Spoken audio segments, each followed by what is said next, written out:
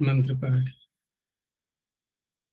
ओम सहना भवतु सहनौ भुनक्तु सह वीर्यं करवावहै तेजस्विनावधीतमस्तु मा विद्विषावहै।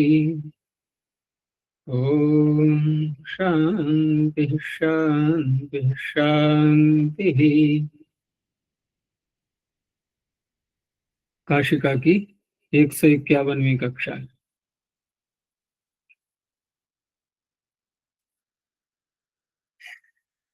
चतुर्थ अध्याय के तृतीय पाद में 111 सूत्रों तक देख लिया था। पूछना है कुछ? तो आज पीछे जो हमने प्रकरण प्रारंभ किया था, शेषे से जो चल रहा था, तो अभी उसमें कुछ सूत्र और रह गए हैं, उनको आज पूरा कर लेते हैं।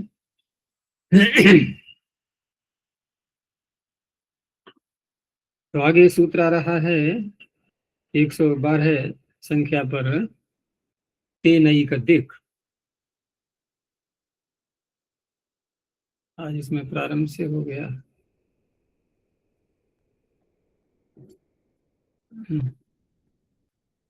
स्वयं ही परिवर्तन हो जाता है इसमें। पृष्ठ ध्यान है किसी को? कौन सा आ सकता है ये पीडीएफ फाइल का? ये कहाँ चल रहे हैं हम?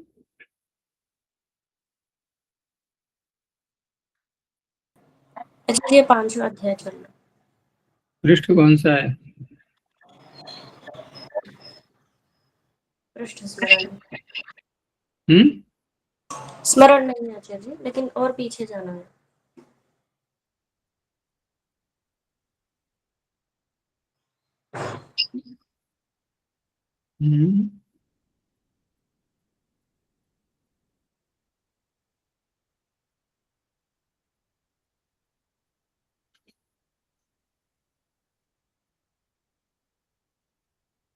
ये चल रहा था, है ना, कुछ दिन पहले।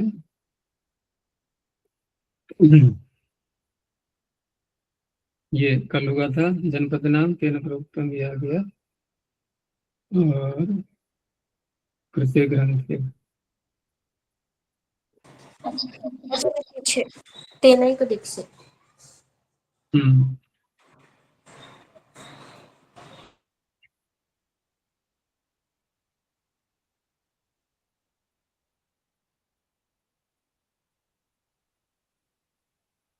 ये है तेनैक दिक्। तो यहाँ पर तृतीया समर्थ और पीछे से कौन सी व्यक्ति चल रही थी? समर्थ व्यक्ति तेन। तो था, तो वहां पर भी तेन शब्द और यहाँ भी तेन है। तो पुनः कथन करने का प्रयोजन ये स्वयं बता देंगे अभी।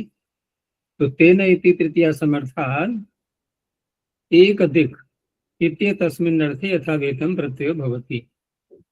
एक दिक् से क्या तात्पर्य है? गौरी समास कर लेंगे। एका दिग् यस्य, एक दिशा है जिसकी, एक ओर। जैसे कहीं किसी स्थान को बताने के लिए किसी और स्थान का नाम बोलते हुए कहा जाता है कि जिधर ये है उधर ही वह पदार्थ, वह स्थान भी है। तो समान दिशा में कहते हुए हम ये कहते हैं कि यह नगर दिल्ली की ओर है, ठीक है ना, अहमदाबाद की ओर है। तो ऐसे जब बोला जाएगा तो वहां पर वक्ता जहां खड़ा हुआ है, बोलने वाला, वो अपनी दृष्टि से देख रहा है कि मेरी, जहां मैं खड़ा हुआ हूं, तो मेरी कौन सी दिशा में यह स्थान है, और दूसरा भी उसी दिशा की ओर है। तो ऐसे स्थलों पर ये शब्द प्रयोग में आते हैं। तो एक अधिक, एक यहाँ तात्पर्य है समान, एक का अर्थ है समान, समान दिशा है जिसकी। तो एक अधिक अर्थात तुल्य दिक, तुल्य अर्थ इन्होंने कर ही लिया, अर्थात समान दिक इत्यर्थ कहा। और इसीलिए तेन में तृतीया हुई है। क्योंकि तुल्यार्थैरतुलोपमाभ्याम तृतीयान्य तरस्याम, तुल्य अर्थ वाले जो शब्द प्रयोग में आते हैं तो उनके साथ वाले शब्द में तृतीया हो जाती है। तो एक शब्द आ ही रहा है यहाँ समान अर्थ का वाचक। तो सुदामना एक अधिक सौदामनी विद्युत। अब सुदामन क्या है? ये पर्वत है, ठीक है ना। अब विद्युत को बताना है, बिजली को, कि बिजली चमकी कहीं पर, तो कहाँ चमकी? किसी ने प्रश्न किया। तो ये जो सुदामन पर्वत दिखाई दे रहा है, इसी दिशा की ओर चमकी, इसी दिशा की ओर विद्युत गए। तो सुदामना, सुदामन में तृतीया आ गई, सुदामना एक अधिक। अब प्रकृति कौन सी बनेगी यहाँ जिससे प्रत्यय करेंगे? तो तृतीया समर्थ सुदामन ही प्रकृति बनेगी। तो अण प्रत्यय करके स्त्रीलिंग में विद्युत, क्योंकि स्त्रीलिंग का है, तो नीप होकर के सौदामनी। ऐसे ही हिमवत शब्द से हिमवती, और त्रिककुद, त्रिककुद से त्रयी ककुदी, और पैलु मूली, तो पीलु मूल शब्द हो सकता है। अब ये भी हो सकता है किसी पर्वत का नाम हो, क्योंकि सब लगभग ऐसे ही आ गए यहाँ पर शब्द। अब आगे कहते हैं तेन इति प्रकृति पुनः समर्थ व्यक्ति ग्रहणम छंदोधिकार निवृत्त्यर्थम। अर्थात तेन पीछे से आ रहा था, फिर समर्थ व्यक्ति ग्रहण का वाचक शब्द फिर भी यहाँ पर दोबारा तेन कहा गया है। तो इसलिए कि पूर्व तेन शब्द के साथ में छंदसी शब्द जुड़ गया था, तो उसको भी हटाने के लिए, उसके अधिकार की निवृत्ति करने के लिए तेन को पुनः नए रूप में पढ़ दिया गया। पूर्वत्र ही छंदोधिकारा तद विषयता साध्यते, क्योंकि पूर्व तेन शब्द में छंद का अधिकार होने से वहां पर छंदो नामना छंदो ब्राह्मणानी च तद विषयाणी सूत्र से वहां तद विषयता अर्थात अध्येत्री वेदित्री विषयता हो रही थी, उसको हटाना था। आगे तशिष्ट। अब तेन को देखने तो यहाँ पर सामान्य रूप से यथाविहित प्रत्यय को बोला। तो यथाविहित प्रत्यय जब कहा जाएगा तो पूर्व जो जिन प्रत्ययों का विधान कर दिया गया है शेष के अधिकार में, वो हो जाएंगे, और उधर कोई सूत्र नहीं है तो अण का अधिकार चल ही रहा है। जैसे यहाँ पर हमने सुदामन से हिमवत से अण प्रत्यय कर लिया था, लेकिन अगले सूत्र ने यहाँ पर ये ऐसा प्रथम बार आया है। ये इस प्रकार का जो सूत्र है ना, कि कोई यथाविहित प्रत्यय कर रहा हो और उसमें एक प्रत्यय और जोड़ दिया जाए, ये ऐसा पहली बार हुआ है। तो तशिष्ट सूत्र कहता है कि इसमें तसी प्रत्यय और जोड़ लो आप। यथाविहित जो आपने कहा है पीछे, तो यथाविहित में तो जो पीछे प्रत्यय आ रहे हैं जो कह दिए गए हैं और अण प्रत्यय आ रहा है, उन्हीं में से तो कर पाएंगे। तो कहा कि तसी प्रत्यय और जोड़ लो यहाँ पर एक अधिक अर्थ में। तो तशिष्ट प्रत्यय, अब ये कोई अपवाद नहीं है ये, और इसीलिए च लगाया है। और अपवाद इसलिए भी नहीं है कि प्रकृति का तो इसमें निर्देश है ही नहीं, अपवाद बनेगा कैसे? अगर कोई प्रकृति साध में होती तो कह सकते थे कि ये अण प्रत्यय का अपवाद हो गया, तो वो भी नहीं कह सकते, किसी का नाम ही नहीं है। और च भी साथ में कह दिया गया तो स्पष्टता हो गई बिल्कुल। तो तशिष्ट प्रत्यय भवति तेन एक अधिक इत्येतस्मिन् विषये। इसीलिए आगे इन्होंने स्पष्टता और बता दी कि पूर्वेण घादिषु, भाई पूर्व जो प्रत्यय आ रहे हैं राष्ट्रावार पारद घकवादि, ये तो शेष के अधिकार में सब बता ही दिए। और बाकी अणादि जो आ रहा है पीछे से अण आ ही रहा है, घादिषु अणादिषु च प्राप्तेषु, ये सब प्रत्यय तो प्राप्त हो ही रहे थे यथाविहित कहने से पूर्व सूत्र से, परंतु अयम अपरः प्रत्ययो विधीयते, एक प्रत्यय यहाँ पर और बढ़ा दिया गया।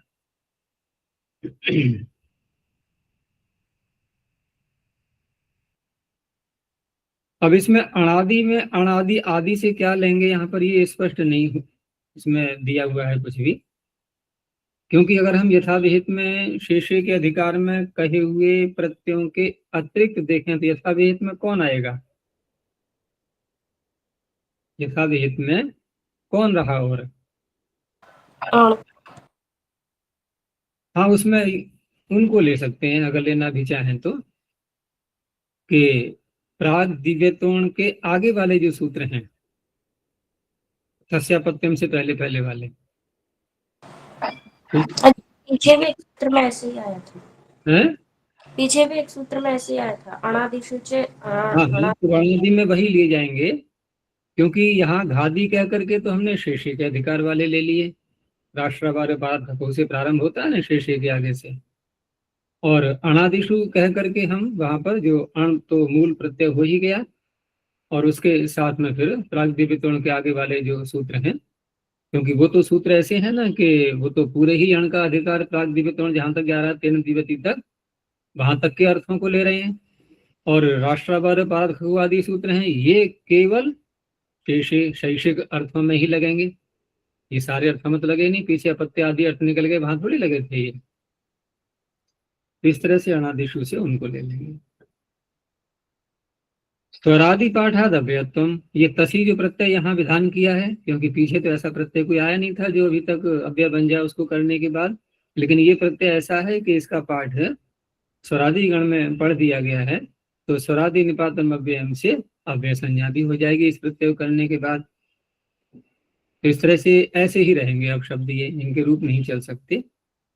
तो सुदामतः, पीछे क्या बनाया था हमने, सौदामनी, यहाँ क्या बन गया, सुदामतः, अर्थ वही रहा। ऐसे ही हिमवत्तः, पिलु मूलतः, वही शब्द यहाँ पर ले लिए, तो ये प्रत्यय और जुड़ गया इनमें। हिमवत्तः डबल तकार हो गया ना, एक तसी का तकार हो गया, एक वो भी तकार है पहले से ही। अब अपवाद माना जाएगा ये अगला, उरसो यच्च, तो उरस शब्द यहाँ पर हृदय का वाचक, तो उरह शब्दात यद प्रत्यय भवति चकारात तसिश्च, तसी को बढ़ाया है केवल, पीछे का जो यथाविहित वाली बात थी वो हट गई है। तो उरस शब्द से यद प्रत्यय भी हो जाएगा एक अधिक अर्थ में, और तसी प्रत्यय तेना एक अधिक इत्य तस्मिन विषय। अब ये बनेगा अण का अपवाद, यथाविहित जो अण प्राप्त हो रहा है उसका अपवाद बनेगा पूर्व सूत्र से, यानी कि तेनैक अधिक से। तो उरसा एक अधिक, क्या अर्थ होगा इसका, हृदय की ओर, हृदय की ओर, अर्थात जिधर व्यक्ति खड़ा है वक्ता बोलने वाला, उसके सामने का कोई स्थान आदि कुछ संकेत दे रहे हों तो उधर कहा जाएगा उरस्यः, और तसी करेंगे तो उरस्तः, ये अव्यय बन जाएगा, उरस्यः अव्यय नहीं बनेगा। बस यही तीन, यहाँ पर तीन सूत्र हो गए इसके एक अधिक के, अब अर्थ बदल गया। आगे है उपज्ञाते, इसमें उपज्ञा शब्द है सूत्र में, तो उपज्ञा क्या होता है ये स्वयं भी बताएंगे, लेकिन वैसे देखें धातु के अनुसार तो उप कहते हैं समीप के लिए, प्रायः करके समीप अर्थ में आता है ये उपसर्ग, और ज्ञा धातु हो गई जानना। तो एक तो ऐसा जानना होता है कि हम दूसरे की सहायता लेते हैं, ग्रंथ की सहायता, वक्ता की सहायता है, या कोई अन्य घटना घट रही है उससे हमने कुछ सीखा, तो बाह्य साधन ये सारे कहलाते हैं। तो बाह्य साधन ये हमारे लिए उप नहीं है, हमसे दूर हो गई है, और हमारे उप समीप में अंदर ही, यानी कि कोई बात सूझ रही है अंदर से ही, उसमें बाह्य कोई निमित्त साक्षात दिखाई नहीं दे रहा है। तो उस अवस्था में जो अंदर से ज्ञान प्रस्फुटित होता है तो उसे कहा जाता है उपज्ञा, उसी से निष्ठा प्रत्यय करके उपज्ञात, इनके बिना किसी के बताए स्वयं ही अपनी बुद्धि से कोई बात अंदर से उद्बुद्ध हो गई, तो ऐसे अर्थ को कहने के लिए यह सूत्र प्रत्यय कर रहा है। तेन इत्येव, तो तृतीया समर्थात् उपज्ञाते इत्येतस्मिन् विषये यथाविहितं प्रत्ययो भवति विना उपदेशेन ज्ञातम उपज्ञातम, लेकिन जो हमने शब्द के अनुसार अर्थ निकाला तो उप में ही ये बात छिपी हुई है। तो स्वयं अभी संबुद्धम, स्वयं ही अच्छी प्रकार से उसको जान लिया गया, संबुद्धम या संबद्धम, इसमें पुस्तक में इधर संबद्धम पड़ा हुआ है, हो सकता है यहाँ उकार की मात्रा हट गई हो,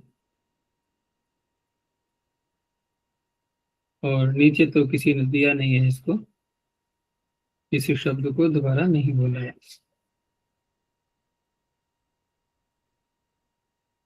तो इस तरह से यहाँ संबुद्धम इसको कर लो मात्रा, क्योंकि यहाँ जब लगाई गई है तो उसके अनुसार ही इसको ले लिया जाएगा फिर, क्योंकि बुद्ध धातु है ना जानने अर्थ में, तो वही ज्यादा उपयुक्त है, संबद्ध तो ठीक नहीं रहेगा।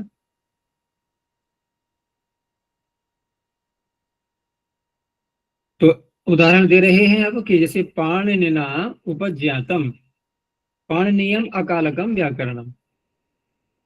अब व्याकरण पाणिनि से पहले भी अनेकों रहे होंगे और होते ही हैं, जब से सृष्टि बनी है, वेद बने हैं, तब से ये व्याकरण की विद्या भी चली ही आ रही है। तो यहाँ पाणिनि ने अपने जिस व्याकरण की रचना की है उसमें उन्होंने काल की परिभाषा को नहीं लिया है, पीछे के व्याकरणों में काल की परिभाषा आती रही होगी। तो एक तो होता है कि हमने हमारी बुद्धि में कुछ सूझा, कोई नई बात आई, लेकिन यहाँ नई बात कैसी आई कि हमें ये कार्य नहीं करना है। बड़ा विचित्र सा उदाहरण बन जाता है ये, कि आपको सूझा ये कमी और कर दी आपने, सूझा क्या आपको? तो उनको सूझने का तात्पर्य ये सूझा कि हम संक्षिप्त व्याकरण बनाएंगे, थोड़ा अधिक बड़ा न हो आकार में, और काल की परिभाषा एक ऐसी होती है कि उसको ठीक प्रकार से व्याख्यात किया भी नहीं जा सकता, और अगर करते भी हैं तो उसको एक विस्तृत शास्त्र चाहिए पूरा करे। काल की परिभाषाएं ऐसे नहीं हो पाती हैं। ये काल वास्तव में कैसे हमारे सामने आता है, ये बहुत बहुत विचार किए गए हैं अन्य शास्त्रों में इसके ऊपर। तो इस तरह से यहाँ व्याकरण का मुख्य विषय रखना था उनको, शब्द का साधुत्व, तो काल को उन्होंने छोड़ दिया, पीछे के लोग करते रहे। तो काल को छोड़ने का विचार ये तो उनके अपने अंदर आया ही प्रथम बार ऐसा, इसलिए इसे उपज्ञा अर्थ में ले लिया गया। तो पाणिनिना उपज्ञातम पाणिनीयम अकालकम व्याकरणम।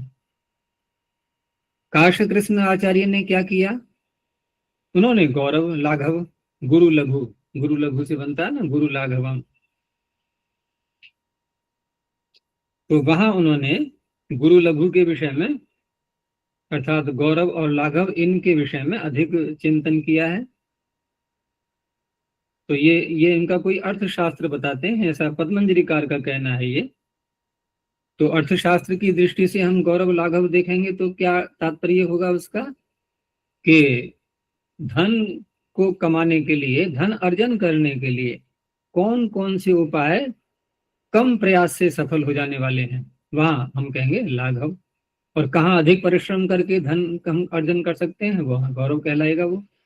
तो ऐसा कुछ उन्होंने इन सब विषयों को लेते हुए शास्त्र की रचना की। तो काश कृष्णम गुरु लाघवम।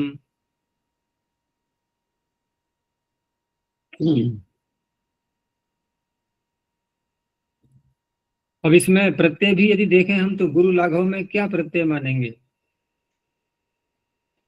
क्योंकि अगर हम आदि अच को वृद्धि करते हैं तो गौ गौ बन जाएगा यहाँ पर, लेकिन यहाँ पर उत्तर पद को ही वृद्धि की गई है, आदि पद को नहीं की गई है। और ऐसा होता है कुछ शब्दों में, केवल उत्तर पद को वृद्धि करके शब्द बन जाते हैं, तो इस तरह से बनाया गया है ये। लेकिन यहाँ हमें तो मूल शब्द बनाना है यहाँ काश कृष्ण शब्द, क्योंकि गुरु लाघव तो ठीक है वो अलग से बनेगा समास आदि करके, लेकिन यहाँ प्रत्यय जो किया गया है वो काश कृष्ण से किया गया है, लेकिन पहले से ही आदि अच वृद्धि है उसमें, तो ऐसा ही रहेगा। ऐसे ही आपिशली ने, आपिशली इकारांत है ये, तो प्रत्यय करने के बाद ये सी पीछे लगा करके आपिशल बन जाएगा। तो आपिशली ने क्या रचना की है, इनको क्या उपज्ञा आई, इनको उपज्ञा आई कि जैसे कोई संकेत करते हैं शास्त्रकार अपने शास्त्रों में किसी बात को कहने के लिए, जैसे उदाहरण के लिए शंतनु आचार्य ने प्रातिपदिकों के लिए क्या शब्द का प्रयोग किया, फिश, ठीक है ना। तो ऐसे ही यहाँ पर आपिशली आचार्य ने समानता अर्थ को कहने के लिए, जैसे अन्य शास्त्रकार पाणिनि को देखें तो किसका प्रयोग करते हैं वो, वत, वती प्रत्यय करते हैं ना, वत तेन तुल्यम क्रिया चेत वती है। तो आपिशली ने क्या प्रयोग किया उन्होंने? किया दुष, वत को कहने के लिए। कहीं कहीं पर हुश ऐसा पाठ भी मिलता है। हुश हो या दुष हो, जो भी हो, तो कोई हम सार्थक शब्द नहीं कहेंगे कि एक संकेत होता है किसी बात को कहने के लिए। अभी संज्ञाएं हैं टी घु घ आदि, क्या है ये? क्या हम यहाँ धातु प्रत्यय लगाएंगे कि ये धातु है, ये प्रत्यय है, इससे बन गया है घ, इससे बन गया है टी?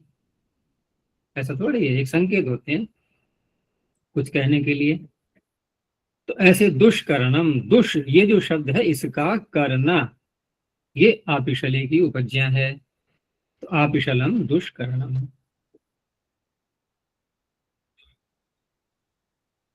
मैंने इसका हुश पाठ भी कहीं देखा था। इसमें क्या दिया? हाँ, इसमें तो दुष ही है। और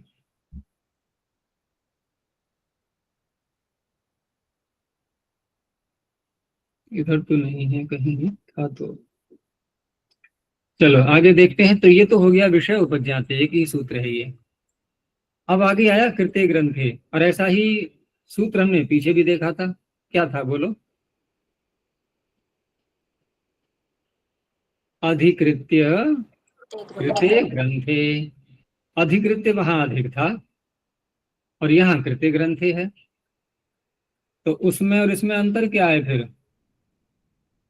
अधिकृत्य कृत्य ग्रंथे और यहाँ पर है कृत्य ग्रंथे। तो अधिकृत्य के साथ में हमने द्वितीय समर्थ को जोड़ा था, ठीक है ना? किसी विषय को अधिकृत करके सामने रख करके और ग्रंथ की रचना की गई है। और यहाँ क्या है? किसी व्यक्ति के द्वारा ग्रंथ बनाया गया। विषय क्या है वो नहीं है यहाँ पर। देखो वहां जो प्रत्यय किया गया था वहां विषय भी साथ में आ गया कि किसको अधिकृत करके रचा गया है ये ग्रंथ। तो ग्रंथ का नाम ही बता रहा है विषय क्या है उसमें। यहाँ व्यक्ति का नाम पड़ रहा है, ग्रंथ का नाम। व्यक्ति के नाम से, रचनाकार के नाम से ग्रंथ का नाम पड़ रहा है। तो ये अंतर आ रहा है दोनों में। इसीलिए यहाँ पर तृतीय समर्थ व्यक्ति है, वहां द्वितीय समर्थ व्यक्ति थी। तो तेना इत्येव, तृतीय समर्थात् कृत इत्येतस्मिन् अर्थे यथा विहितम प्रत्ययो भवति। यत् तत् कृतम, अब वह कृत वस्तु, रचित वस्तु क्या होनी चाहिए? ग्रंथश्चेत् स भवति, वह ग्रंथ होगा। तो वर रुचि ने ग्रंथ की रचना की, श्लोकों की रचना की है उन्होंने। तो वर रुचिना कृता वार रुचा श्लोका, अण प्रत्यय हो गया। ऐसे ही हैकुपादो ग्रंथ और भैकुराटो ग्रंथ, ऐसे ही जालूक। अब इसके आगे भी ग्रंथ हम जोड़ सकते हैं, या श्लोक बनाए, या जो कुछ भी है, जो भी रचना की है वो कृत है इनकी अपनी बनाई हुई। और पीछे प्रोक्त शब्द आया था, तेन प्रोक्तम, वह प्रवचन किया हुआ था। तो कृत और प्रोक्त इन दोनों के भेद का भी हमने विचार कर ही लिया।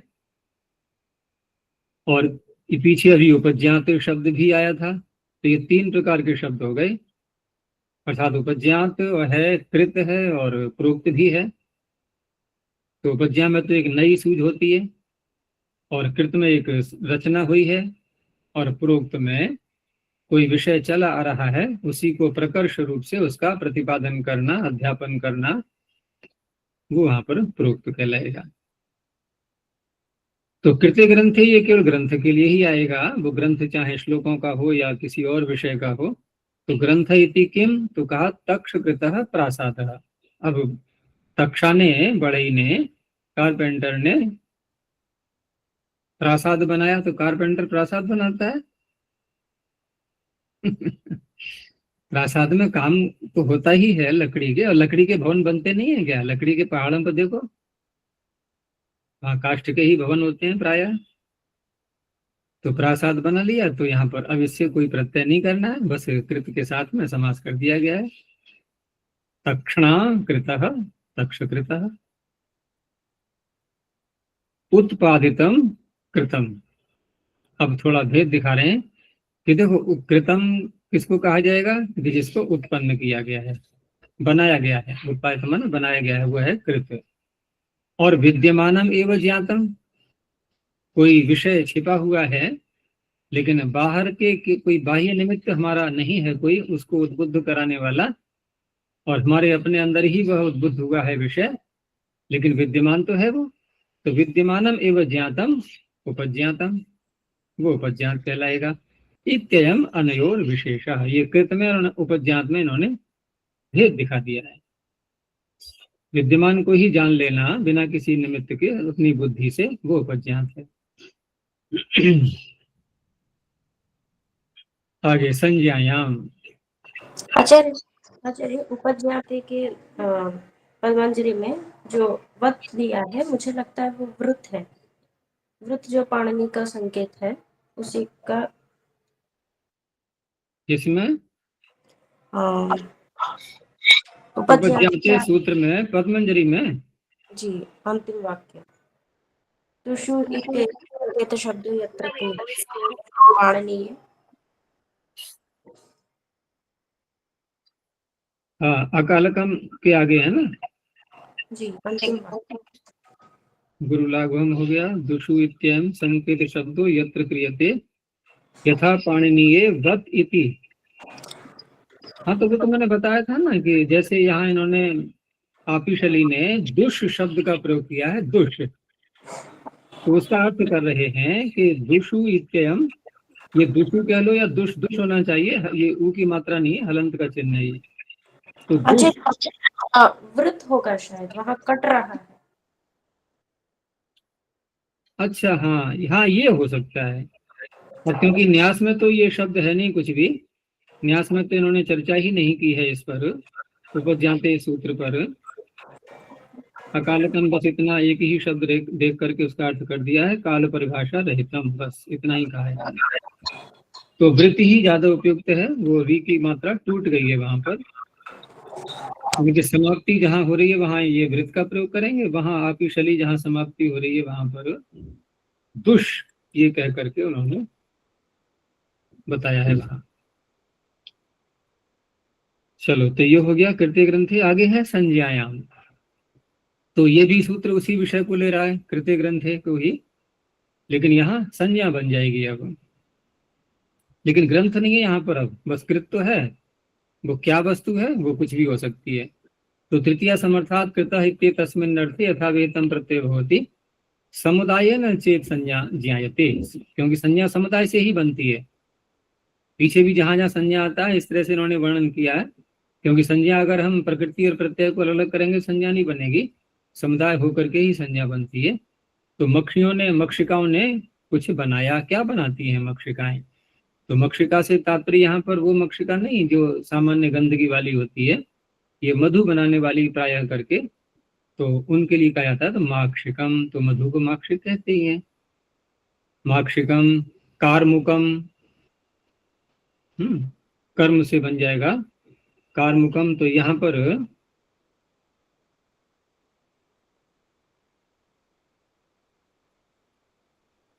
मक्षिकाएं वैसे अनेक प्रकार की होती हैं। इनको ऐसे भी कहा जाता है कि जैसे मधुमक्खी जो होती है ना, उसमें एक रानी मक्खी होती है और बाकी जो उसकी सहयोगिनी है सारी अन्य मक्खियां, वो सब क्या है कि जैसे कि लेबर होती है ना, अलग से परिश्रम करने वाली, बस उसकी अनुचर होती हैं सारी को। तो वो सब बस उसके साथ में ही रहती हैं और कर्म करती हैं और लाला करके, क्योंकि जहां जहां वो जाएगी वहीं वो पहुंच जाती हैं। तो कभी कभी किसी को वो पूरा एक सत्ता जो हटाना होता है ना, तो जो कुशल लोग होते हैं वो पहचान लेते हैं कौन सी इसमें रानी मक्खी है, उसको ले जाते हैं, वो अन्य किसी स्थान पर रख देते हैं, तो बाकी सारी उड़ती उड़ती उसी गंध सूंघती पानी क्या करती हैं, गंध के ही माध्यम से वो सब उसके पास में पहुंच जाती हैं। तो पूरे का पूरा समुदाय एक स्थान से हट करके दूसरे स्थान पर पहुंच जाता है। करते क्यों है ऐसा बोलो? क्योंकि वहां जब शहद अधिक इकट्ठा हो जाता है तो उसको निकालने के लिए उन मक्खियों को दूसरे पे लगा दिया, दूसरा छत्ता बना लेती हैं वो, और पहले वाले से वो मधु निकाल लेते हैं अपना। इस तरह से वो सब कर्म करने वाली कहलाती है।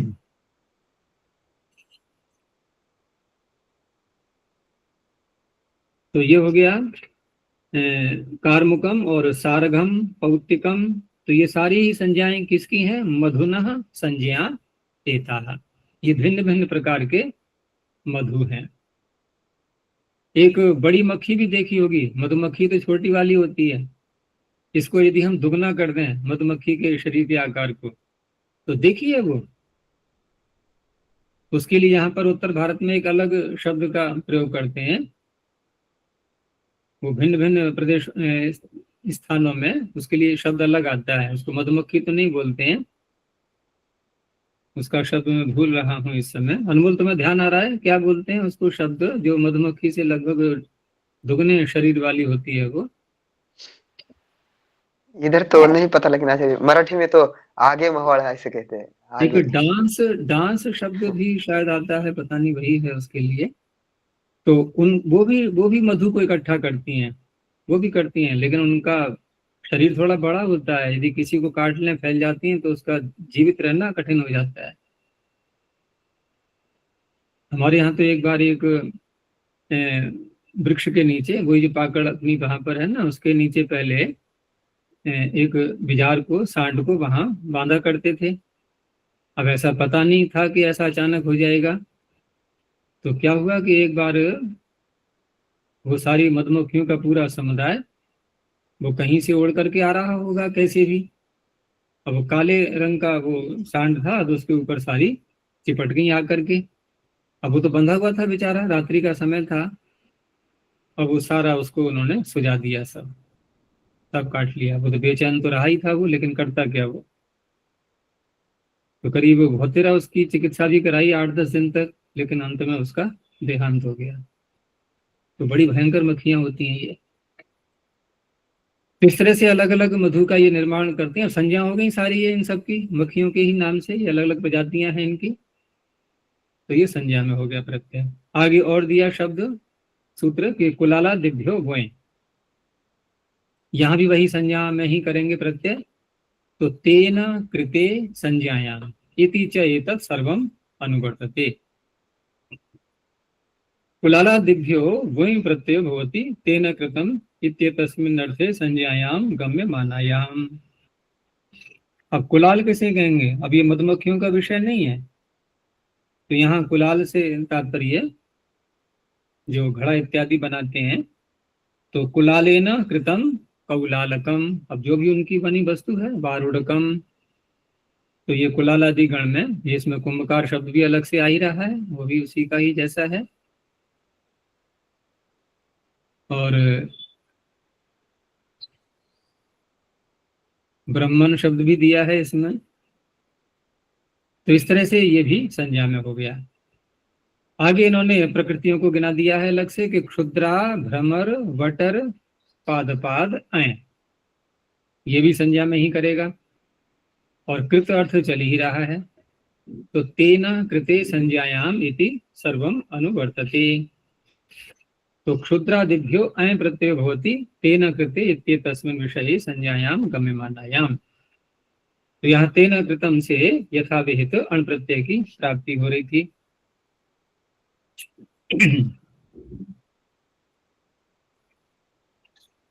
तृतीय ग्रंथ से वो से यथाविहित किससे करेंगे हम यहाँ पर? यथाविहित अण किससे प्राप्त हो रहा था? कृते ग्रंथ। तृतीय ग्रंथ से ना? ये ग्रंथ नहीं बना रहे हैं ये, ठीक है ना। देखो कृत्य ग्रंथ में से हमने कृत्य शब्द को ले लिया है आगे के सूत्रों में। और आगे जैसे कुलालादि कहा इन्होंने, तो कुलालादि में तो चलो ठीक है, वही प्रत्यय की प्राप्ति है यहाँ पर। लेकिन संज्ञायाम का यदि हम योग विभाग कर दें अलग से, ठीक है ना, और कृत्य की ले लें अनुवृत्ति, तब ये सूत्र बहुत व्यापक बन जाएगा। अब उसकी व्यापकता को थोड़ा कम करने के लिए अब कुलाला दिभ्यों में ये अपवाद के रूप में आ गया, ठीक है ना। और इन्होंने कुलाला दिभ्यो में सूत्र में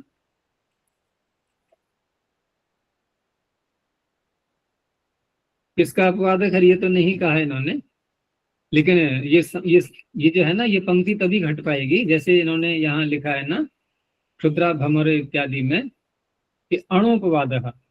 तो अणुपवाद हम तभी कर पाएंगे कि अण का अपवाद कैसे बनेगा ये, तो जैसे इन्होंने पतंजलिकार ने ये कहा है अणुपवाद के आगे कि बाहुल्याद एवं उत्तम, ये इन्होंने बाहुल्य के कारण से ऐसा कह दिया है। बाहुल्य का तात्पर्य यहाँ पर है कि अनेकों शब्द ऐसे मिल रहे हैं हमें जो कृत अर्थ में वहां प्रत्यय का विधान दिखाई दे रहा है, और सूत्र यहाँ पर है नहीं, सूत्र यहाँ पर है नहीं।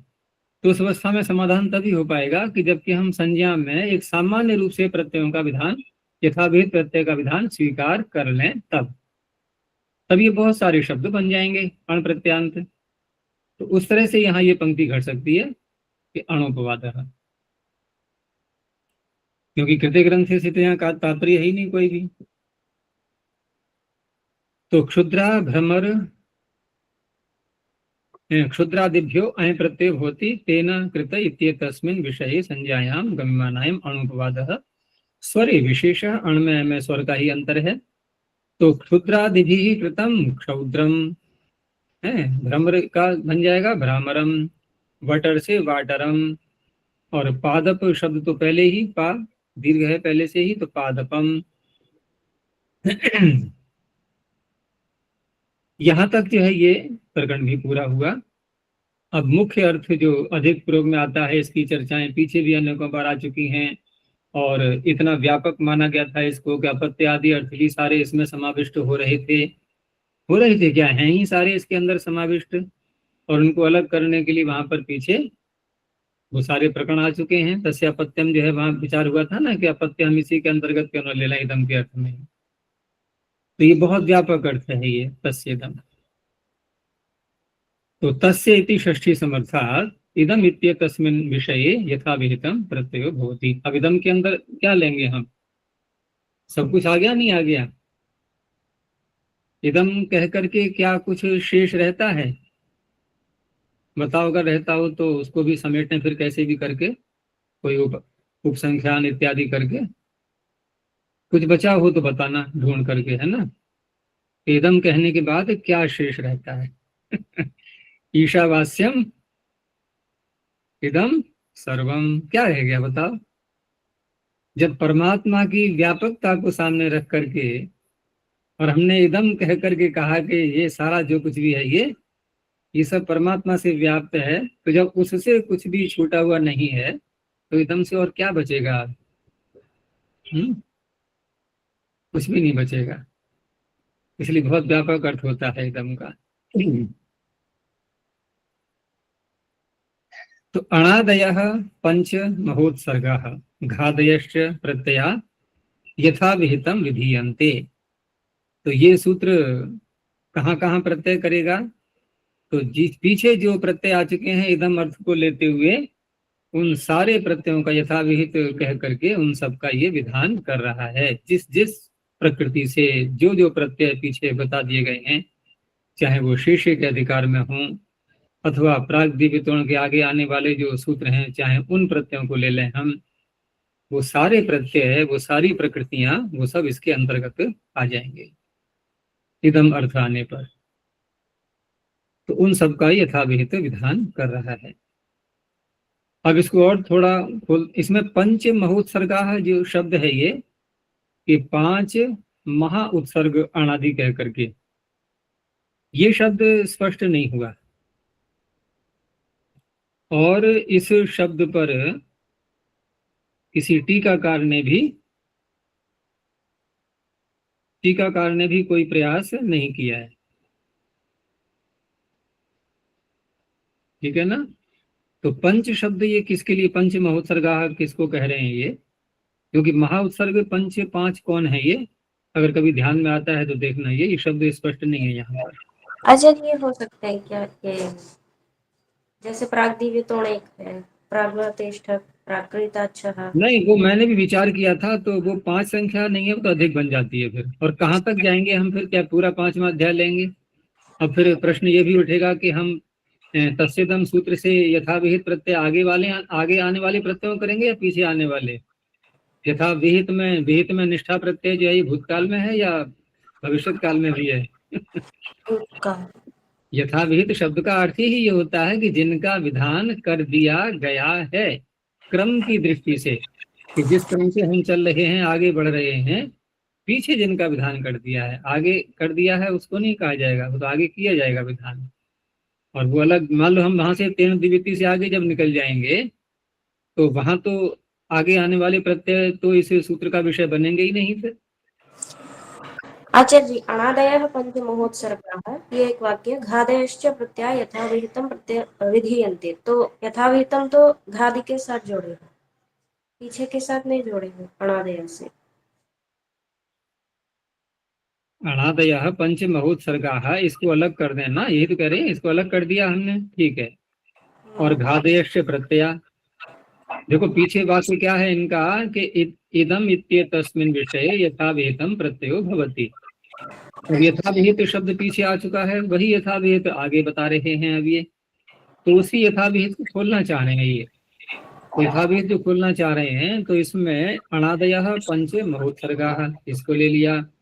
फिर घादयश्च में च शब्द आ रहा है, तो च शब्द जो आ रहा है, ये च शब्द ये बता रहा है कि ये विराम नहीं होगा, इसमें विराम तो गलत है, ये विराम को हटा करके कॉमा लगाओ, या फिर कुछ भी मत लगाओ, क्योंकि च आता है तो हम कुछ भी नहीं लगाते हैं, ठीक है ना, कोई आवश्यक नहीं है कॉमा भी लगाना। तो ये इसमें विराम तो अशुद्ध है ये। तो पंच महोत्सर्गाः घादयश्च, 5 महोत्सर्ग अणादि और घादि, यही अर्थ निकलेगा। इन प्रत्ययों को यथाविहित कहा जा रहा है, उनका विधान ये सूत्र कर रहा है, बस इतना है। लेकिन ये टीकाकारों को भी हो सकता है संदिग्ध लगा हो, तो इन्होंने इस शब्द पर विचार ही नहीं किया कि ये महोत्सर्ग क्या है, ये 5 महोत्सर्ग, महाउत्सर्ग, ये किन को कहा जाएगा, क्योंकि अण तो जो है ठीक है, मुख्य प्रत्यय प्राग दिव्य तोण से आ ही रहा था, और उसके बाद हम शेषे के आगे आने वाले प्रत्यय बोले तो वो घादी प्रत्यय, उसके लिए अलग शब्द आ रहा है घादयश्च। तो फिर और 5 कहाँ हुए फिर, 5 की गिनती जो है वो किस तरह से होगी, चलो कर लेना विचार। और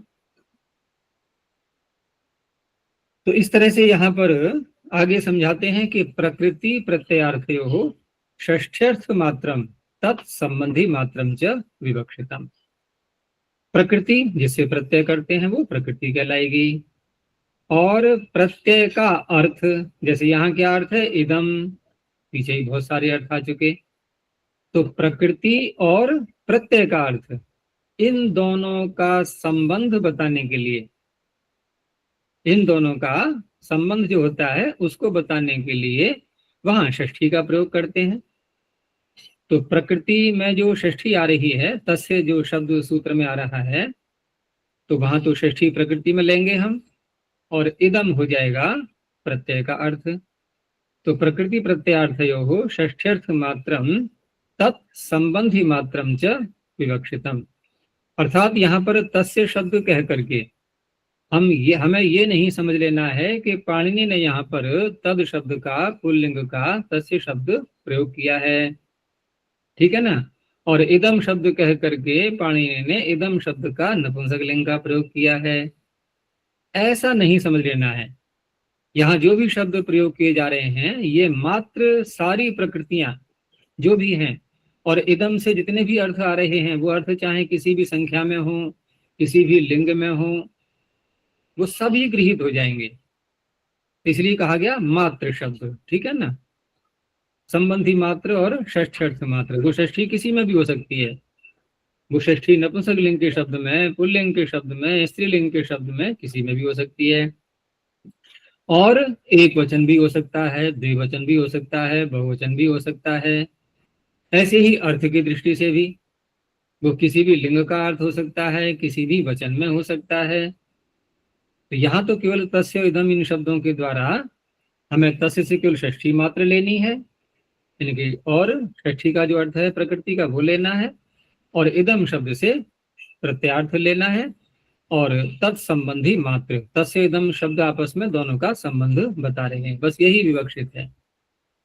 इसीलिए और स्पष्ट किया उसको आगे, यद अपरम, ये जो अन्य बात हमारे सामने आती है कि लिंग, संख्या, और फिर वो पदार्थ जो जिसको हम इदम कह करके बोल रहे हैं, वह प्रत्यक्ष है, हमारे सामने है, या हमसे दूर है, कुछ भी हो सकता है, प्रत्यक्ष परोक्षादिकम, तत्सर्वम अविवक्षितम, वो यहाँ पर विवक्षित नहीं है, वो कुछ भी हो सकता है, किसी एक को नहीं कहा जा रहा है यहाँ पर। तो इस तरह से सूत्र की व्यापकता बताई जा रही है। और वैसे भी इदम बहुत व्यापक शब्द मैंने बताया था, इसमें सारे ही अर्थ समाविष्ट हो जाते हैं, जितने भी अर्थ हमने अब तक देखे हैं ये, ठीक है ना, जितने भी अर्थ हमने देखे हैं तद्धित के यहाँ पर, उन सबको भी यदि देखें हम गहराई से, वो सब इदम के अंदर आ जाएंगे, कुछ भी नहीं बचेगा उनमें से। लेकिन फिर भी उनके भेद अलग अलग किए गए हैं, तो वो अलग अलग प्रकार के प्रत्यय करने के लिए और उनकी महत्ता को बताने के लिए उनको अलग अलग भी बोल दिया गया है। बाकी जो सब अवशिष्ट हैं वो सब इसके अंतर्गत आ जाएंगे। अब कहा गया इसे उपगो इदम, तो वो इदम से क्या लेंगे हम, कुछ भी हो सकता है, तो यहाँ नाम कैसे दें आप। तो उपगो इदम औपगवम कापटवम राष्ट्रीयम अवारपारीणम अनंतरादिषु अनभिधानात् न भवति। अब कहीं कहीं पर इदम को हम और व्यापक लेते हुए और ऐसे स्थानों पर घटाने लगे हैं कि जहां प्रत्यय करने के बाद उस अर्थ की अभिव्यक्ति ही न हो, तो वहां प्रत्यय नहीं किया जाएगा। और उसके लिए हेतु क्या देते हैं, अनभिधान होता है ना, अनभिधानात्। तो यहाँ इनका कहना यह है कि अनंतरादिशु, जैसे अनंतर शब्द है, अनंतर का अर्थ क्या है, निकट। तो देवदत्त का अनंतर, देवदत्त के निकट, देवदत्त के निकट, ठीक है ना। तो अनंतर शब्द भी तो इदम में आ गया भाई, जहां जहां हम षष्ठी व्यक्ति करेंगे वहां इदम शब्द जुड़ जाएगा, क्योंकि तस्य षष्ठी समर्थ ले ही लिया हमने। तो देवदत्तस्य अनंतरम, अब अनंतर क्या वस्तु है उसकी बात नहीं हो रही है, जो कुछ भी अनंतर उसको कहने के लिए आपको क्या कहना चाहिए, दैवदत्तम। अब दैवदत्त शब्द से क्या अर्थ निकल आएगा कि देवदत्त के समीप, ऐसा अर्थ निकल आएगा, नहीं निकलता। तो इसीलिए कहा गया अनभिधानात्, अनंतरादिषु अनंतर आदि अर्थों में अनभिधान होने से न भवति, किम न भवति, प्रत्यय, प्रत्यय नहीं होता ये, यथाभित प्रत्यय अणादि ये प्रत्यय नहीं होते। तो ये वाक्य ऐसा ही रहेगा, देवदत्त से अनंतरम, इसको दैवदत्तम नहीं कहा जाएगा। आगे इसमें कुछ वार्तिक दिए हैं कि संवहेश तुरण तुह अण इट च, संवहेश तुह अण इट च, इसका विग्रह कर लेना ढंग से, ये तुरणी मत बोल देना, तुह अण इट च, ये तुह है त्रि, त्रि प्रत्यय, तृण हो या त्रिच हो, इसका तात्पर्य है कि तृण और त्रिच का सामान्य रूप से यहाँ पर ग्रहण किया गया है। तो वार्तिक कह क्या रहा है ये, कि सम उपसर्ग पूर्वक वह धातु, ठीक है ना, और इससे करेंगे हम पहले तृण अथवा त्रिच प्रत्यय। तो कहने का तात्पर्य है तृण अथवा त्रिच प्रत्यांत सम पूर्वक वह धातु, इससे क्या करना है हमें, एक तो अण प्रत्यय करना है इदम अर्थ में, तो अण तो हो ही जाता, कोई बात नहीं है, लेकिन मुख्य कार्य क्या है वार्तिक का, इट आगम करना। तो इट आगम वैसे किसको होता है, बलादी आधातु को होता है। तो बलादी आधातु को होता है, तो यहाँ पर क्या ये अण प्रत्यय जो तद्धित प्रकरण में आ रहा है ये आधातु है क्या, ये तो है ही नहीं आधातु, न कोई बलादी है यहाँ पर। तो ये अण, ये इड आगम ये इस अण प्रत्यय को नहीं करना चाह रहे हैं, ये वहां करना चाह रहे हैं जहां की प्राप्त नहीं हो रहा है। तो कहाँ प्राप्त नहीं हो रहा है, कि सम उपसर्ग पूरक वह धातु से हम जब तृण या त्रिच प्रत्यय लाएंगे तो वहां धातु अनिट है, ये एकाच उपदेश अन्नदाता इडागम नहीं होने देगा। वहां ये वार्तिककार कह रहे हैं कि यहाँ पर इडागम कर लो और बाद में अण प्रत्यय कर लेना। तो इस तरह से ये दो कार्य कर रहा है, अर्थात मूल प्रकृति हम बनी बनाई नहीं लेंगे अब, कि सम उपसर्ग पूरक वह धातु से तृण त्रिच करके जो कुछ भी बना उस प्रकृति को हम ले लें, ऐसे नहीं। वहां प्रारंभ से चलना पड़ेगा आपको कि सम उपसर्ग है, वह धातु है, और आपने प्रत्यय कर लिया तृण अथवा त्रिच, बस यहीं रुक जाना है। अब यहाँ इस वार्तिक को लगाएंगे। अब ये क्या करेगा, पहले इडागम करवाएगा, वहां पर इडागम करके बन जाएगा अब शब्द संवहित्री। अब हम होढ़ा आदि भी नहीं लगा सकते हैं, क्योंकि इडागम हो गया ना प्रत्यय को। अब हाँ, वो भी सूत्र नहीं लग पाएंगे। तो समवहित्री शब्द बना हमारे सामने ये। अब दूसरा कार्य वार्तिक का है कि अब आप अण प्रत्यय कर लो इदम अर्थ में। तो विग्रह कैसे करेंगे? संवोढुः। विग्रह में थोड़ी हम वहां पर इडागम करेंगे। संवोढुः इदम, संवोढुः इदम, इन्होंने स्वम कह दिया है, उसकी जगह बात वही है। स्वम भी यानी संपत्ति आदि जो कुछ है उसका, वो इदम से ही कहा जाएगा। तो संवोढुः स्वम। अब समवहित्री से अण करके बन जाएगा सामवहित्रम, ये बना। तो आगे कह रहे हैं कि सिद्ध एवं अत्र अण तो हो ही जाना था, तस्य दम से यथावेद कह करके। इडर्थम उपसंख्यानम, त्रि को इडागम करने के लिए ये वार्तिक है। आगे है अग्निधः शरणे रय भमच। शरण का अर्थ यहां पर है जो गृह है, रहने का स्थान, उसे कहा गया है शरण। और शब्द क्या है? अग्निध प्रकृति। अग्निध किसे कहते हैं? अग्निध का तात्पर्य जो अग्नि को जलाता है।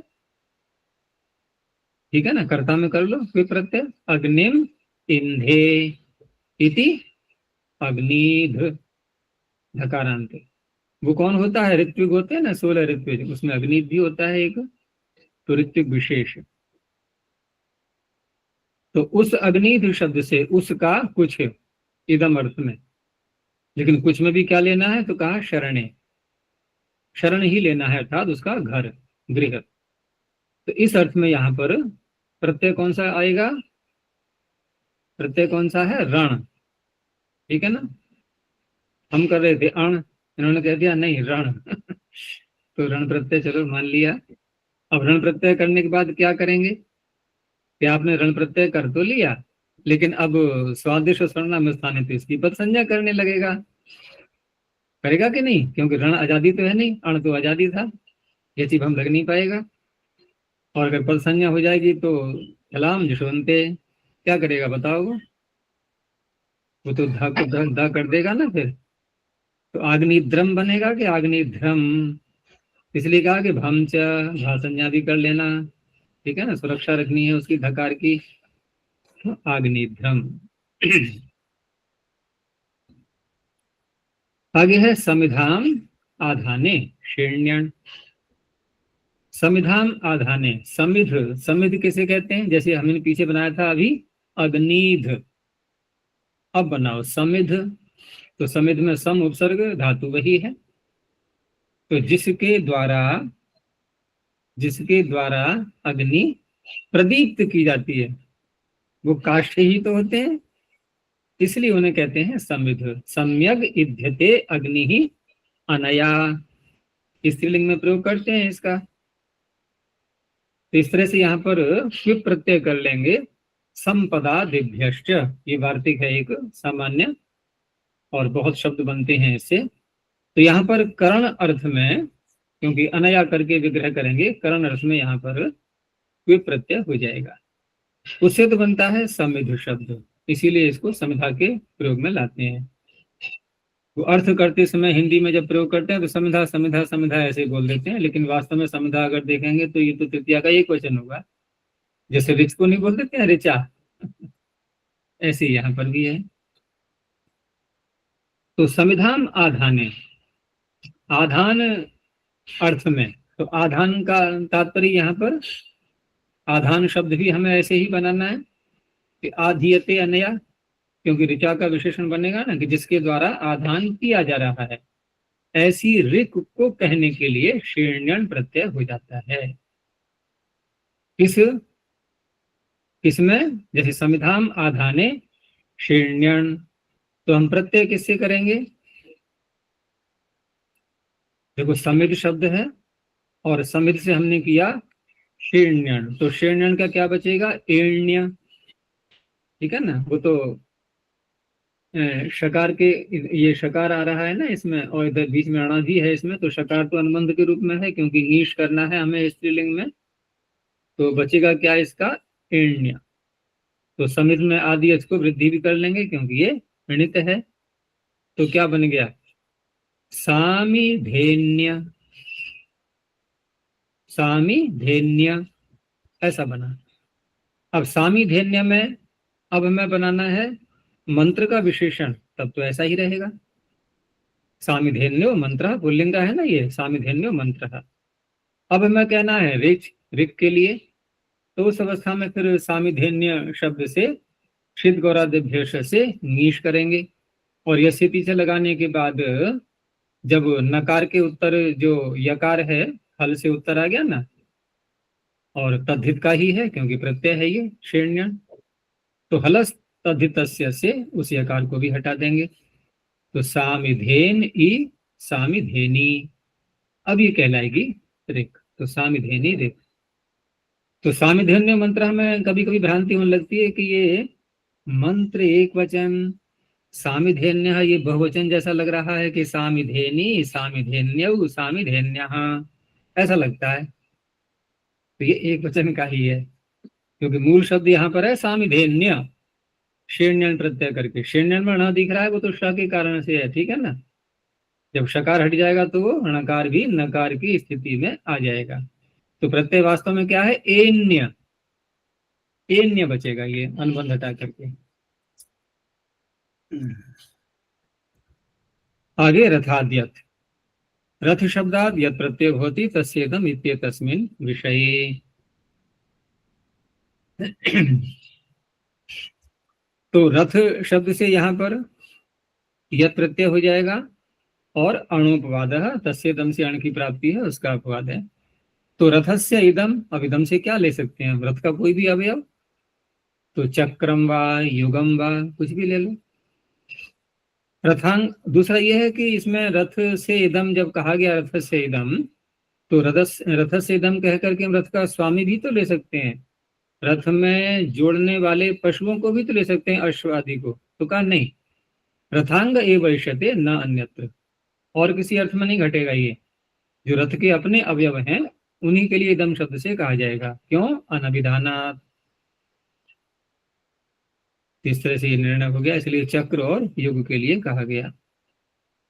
आगे एक वार्तिक दिया है, रथ सीता हलेभ्यो यद विधौ, अर्थात इस यद प्रत्यय की विधि में रथ सीता और हल, इनमें पंचमी है ये, इनके रथ सीता और हल, हल से उत्तर। तो इसको कैसे लेंगे हम, कि ये जो रथ शब्द से हम प्रत्यय कर रहे हैं, तो इसमें तदंत विधि लगाते हुए इनके रथ सीता, इसमें उदाहरण इन्होंने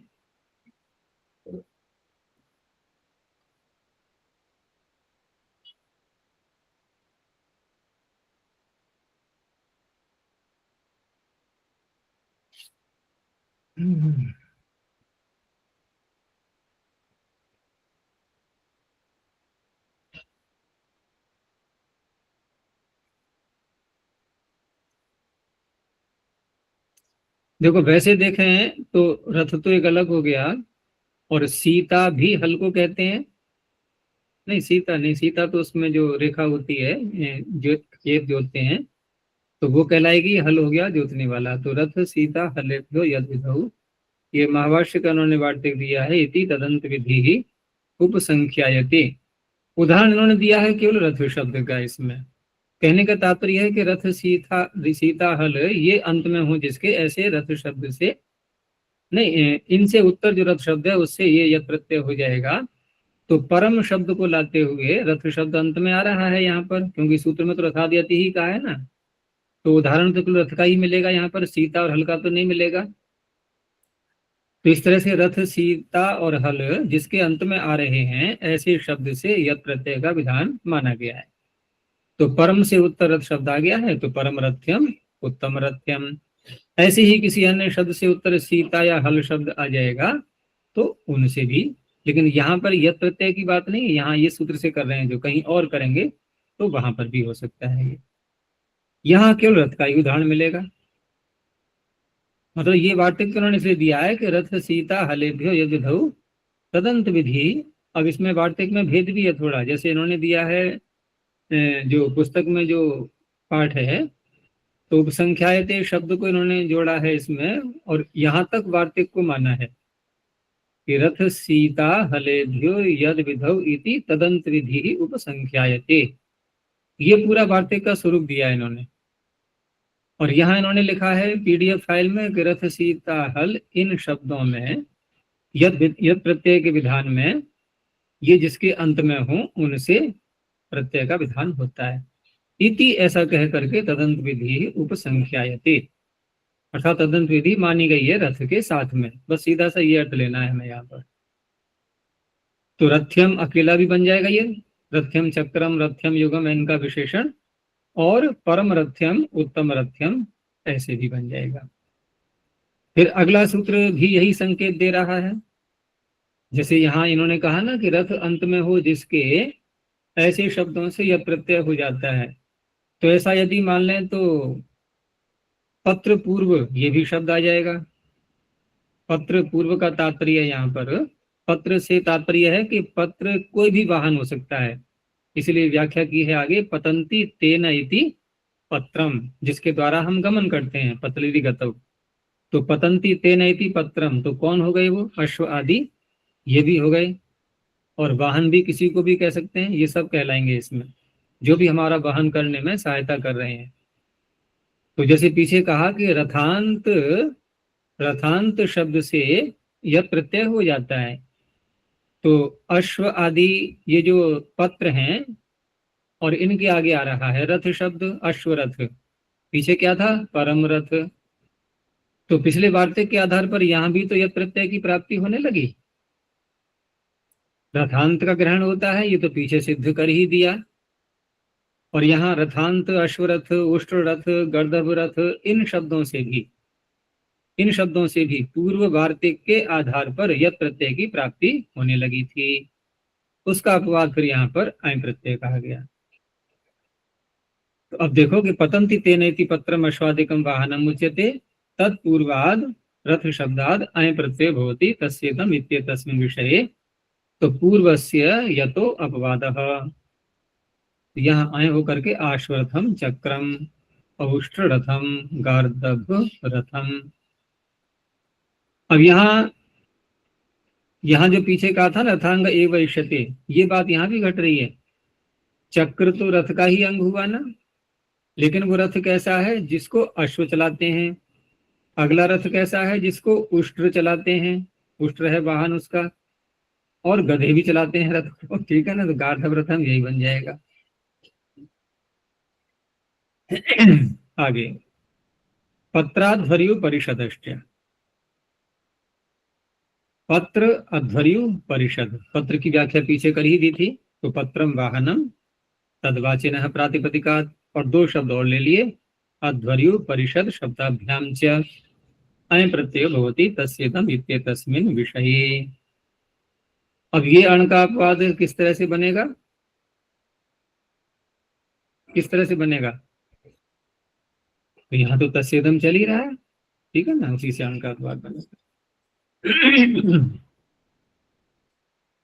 तो पत्राद बाह्य, अब यहाँ पत्र शब्द से जब करेंगे तो इदम से सारे अर्थों को न लेते हुए बाह्य ही लेना है। बाह्य का तात्पर्य वहन करने योग्य। तो अश्वस्य इदम वहनीयम अश्वम, अश्व का कुछ है, क्या है अश्व का, वहनीय, वहन करने योग्य कोई वाहन। वाहन ही कहलाएगा, वहन करने को कौन होगा, वाहन। वहां वाहन में हम प्रत्येक भाव में कर लेंगे। तो वहन करने योग्य जो है वहनीय, वो वाहन हो गया, उसे कहा जाएगा आश्वम। और ऐसा वाहन जिसको उष्ट्र वहन कर रहे हैं तो औष्ट्रम, गार्दभम, आध्वर्यवम, पारिषदम। अब पारिषदम में इसमें घटा देना बाह्य अर्थ में, ये पत्राद बाह्य वाली बात ध्यान रखना। पत्र से यदि करेंगे, पत्र क्या है, क्या कौन कौन है यहाँ पर, अश्व है, गर्दभ है, अध्वर्यु परिषद थोड़े ही पत्र हैं ये। तो आध्वर्य एवं पार्षदम का तो कुछ और ही अर्थ बनेगा इदम कह करके, अध्वर्यु का कुछ, परिषद का कुछ, वो कुछ भी हो सकता है। हल सीराठक, इसमें दोनों ही पर्यायवाची शब्द हैं ये, सिर भी हल होता है, हल भी हल होता है। तो हल सीर शब्दाभ्याम, द्वंद्व समास किया गया है सूत्र में, समाहार द्वंद्व। हलसीर शब्दाभ्याम ठक प्रत्यय भवति तस्येदम इत्येतस्मिन् विषये। ये भी अण का अपवाद बना, तस्येदम सूत्र से प्राप्त था। तो हलस्य इदम हालिकम, सीरस्य इदम सैरिकम। आगे द्वंद्वाद गुण वैर मैथुनिकयोः। तो द्वंद्वाद गुण वैर मैथुनिकयोः, यहाँ पर द्वंद्व से तात्पर्य द्वंद्व समास करके जो शब्द बनते हैं। तो द्वंद्व संज्ञकात् गुण प्रत्यय होती तस्येदम इत्येतस्मिन् विषये वैर मैथुनिकयोः प्रत्ययार्थ विशेषणयोः। तो वैर अथवा मैथुन, इन दोनों अर्थों में ये भी तस्येदम से प्राप्त अण का अपवाद है, अणोपवाद। और यदि इसमें कोई शब्द वृद्ध संज्ञक दिखाई दे रहा है तो छ की प्राप्ति होती है, उसका भी ये बाधक बन जाएगा, छंतु परत्वाद बाधते। वैरे तावत, तो बाभ्रव्य शालंकायनिका, तो बाभ्रव्य और शालंकायन का द्वंद्व समास करके ये द्वंद्व हो गया। और उससे इदम अर्थ में अब ये जो शब्द आया है ये स्त्रीलिंग में प्रयोग हो रहा है इसका। तो आगे इन्होंने कहा भी है कि स्वभावतः ये शब्द स्त्रीलिंग में ही आते हैं इस प्रकार के वैर के वाचक। अब ये वैर है इनका, बाभ्रव्य शालंका, इनका कौन से विषय को लेकर के इनका वैर रहा है नहीं कह सकते। तो ये जो शब्द बना है पूरा प्रत्यय करने के बाद, ये वैर को कहने के लिए बना है। अब जबकि वैर तो नपुंसक लिंग होता है, परंतु ये शब्द स्वभावतः स्त्रीलिंग में ही आता है। स्त्रीलिंग में हम एक शब्द बोलते भी हैं, कहीं कलह होता है, झगड़ा होता है, तो एक शब्द आता है ना हिंदी में, लड़ाई, है ना। लड़ाई हो रही है या हो रहा है, तो लड़ाई स्त्रीलिंग बोलते हैं ना। तो लड़ाई वैर में ही तो होती है। तो इस तरह से बाभ्रव्य शालंकायन का उस वैर का ही नाम रख दिया गया। ऐसे ही काक और उलूक कभी देखे हैं साथ साथ बैठे हुए, इनका भी परस्पर वैर रहता है सदा। ये स्वभावतः ही वैर है वैसे तो देखा जाए तो काको लूकिका उस वैर का नाम हो गया। आगे दिया है मैथुनिका अर्थ में, तो अत्रि भरत, ये भी स्त्रीलिंग के ही प्रयोग में आ रहे हैं सारे शब्द, ये भी स्वभावतः ही माने जाएंगे। तो अत्रि भरद्वाजिका और कुत्स कुशुकिका, विवहन मैथुनिका, नहीं विवहनम, विवहनम मैथुनिका। इसमें पुस्तक में कुछ और प्रकार से दिया है, ये विवहन मैथुनिका दोनों को जोड़ करके। तो होना तो ऐसा ही चाहिए, क्योंकि जब द्वंद्व की बात हो रही है तो द्वंद्व समास तो करके ही हम करेंगे ना प्रत्यय। तो विवाहन को अलग नहीं कर पाएंगे, यहाँ पर दोनों शब्दों को जोड़ना पड़ेगा। विवाहन मैथुनिका यही रहेगा, इसमें अशुद्ध हो गया ये पीडीएफ फाइल में। तो इस तरह से यहाँ पर मैथुन से तात्पर्य यहाँ परस्पर दोनों का संबंध वही मैथुन है, लगातार रहना साथ साथ है। आगे कहा कि वैरस्य नपुंसकत्वे अपि, पीछे वाले उदाहरण में बाभ्रव्यशालंकायनिका आदि में, कि वैरस्य नपुंसकत्वे अपि अमी, अमी माने ये जो शब्द हैं सारे स्वभावतः स्त्रीलिंगा। और कहा आगे कि वैरे देवासुरादिभ्य प्रतिषेधो वक्तव्य, देव का और असुरों का भी तो वैर चला आ रहा है, तो कहा उनके वैर के लिए ये सूत्र प्रत्यय नहीं करेगा, भले ही आप द्वंद्व समास कर लो फिर भी। जैसे दैवासुरम, तो अण प्रत्यय हो गया इदम अर्थ में, कहा तो वैर को ही जा रहा है लेकिन अण प्रत्यय हो गया, वुन प्रत्यय नहीं होगा। ऐसे ही राक्षस का और असुर का वैर, तो राक्षोसुरम वैरम, यहाँ भी अण प्रत्यय हो गया। आगे गोत्र शरणाद वैन, इसमें गोत्र और चरण, तो गोत्र से तो गोत्रवाची जो शब्द हैं वही लिए जाएंगे, गोत्र प्रत्यांत आदि, और चरणवाची, तो चरण पीछे हमने देख ही लिया था, जो शाखा के अध्येता होते हैं एक ही शाखा के सारे, वो सब चरणवाची कहलाते हैं। तो गोत्रवाचीभ्य चरणवाचीभ्यश्च प्रातिपदिकेभ्यो वहीं प्रत्यय भवति तस्येदम इत्येतस्मिन् विषये। तो यहाँ भी तस्येदम से अण की प्राप्ति थी, उसका अपवाद है अणोपवाद, क्षमतु परत्वाद बाधते। वृद्ध संज्ञकों से छ प्रत्यय को भी रोक देगा ये। तो पहले गोत्र से देखेंगे हम, तो गोत्र में जैसे गुलुचु कायनी शब्द बन जाता है, प्राचम अग्रधात फिन बहुलम से अपत्यार्थ में फिन प्रत्यय करके गुलुचु कायनी, अब ये गोत्रवाची हो गया। तो गुलुचु कायने इदम, तो गुलुचु कायनकम, यहाँ कोई प्रत्यय हो जाएगा। ऐसे ही औपगव शब्द पहले बना लेंगे गोत्र प्रत्यांत करके, फिर औपगवकम, उसका कुछ, औपगवस्य इदम औपगवकम, यहाँ कोई प्रत्यय हो गया। चरण के विषय में कहा कि चरणवाचियों में जो नियम है उसका ध्यान रखना है हमें, और वो क्या नियम है कि चरणात् धर्माम नाययो हो इष्यति। चरण से हम जब प्रत्यय करेंगे इदम अर्थ में, तो वह इदम क्या होना चाहिए?